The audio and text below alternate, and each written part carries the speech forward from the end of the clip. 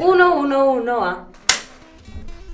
All what you see in phase 2 in the first place, you don't have to take it the way it is, because every single thing means something else. I just wanted to make it a little bit confusing and put a lot of metaphoric dialogues just to give it more taste and give more will to the audience to know how it ends.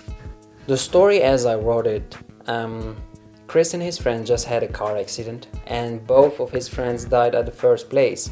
But Chris was still in between life and death, where his conscience came to talk to him in the dark chamber.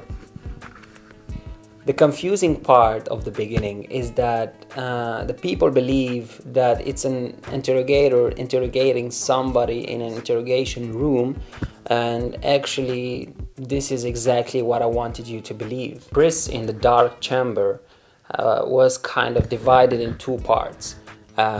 One part who was weak and dying, and another part who wanted to struggle and fight for his life.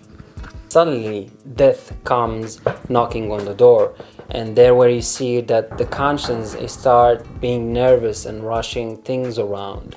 I used a lot of metaphoric dialogues and keywords as an example for when the conscience goes to the door and says that I am not done yet. Actually, I'm not done yet. It doesn't mean that he's not finished with talking. It actually means that he is not dead yet.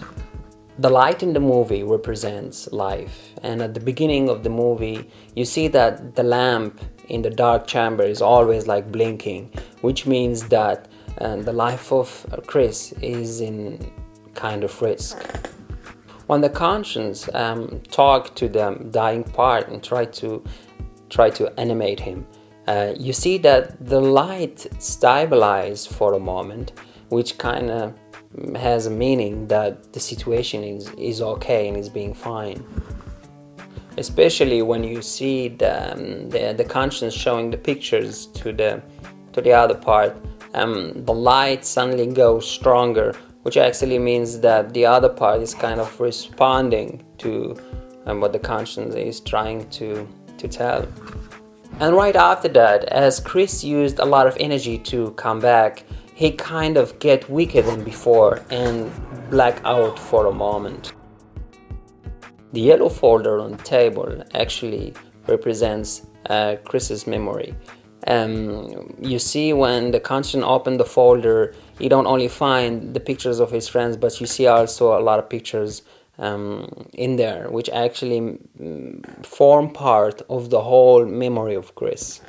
The end of the movie is an open ending, but if you watch carefully at the end, you see that just before the credits, that there is a bright light coming out, which actually means that Chris in that moment was responding and he is getting back, and actually he survives thanks to his conscience who actually fought the death itself.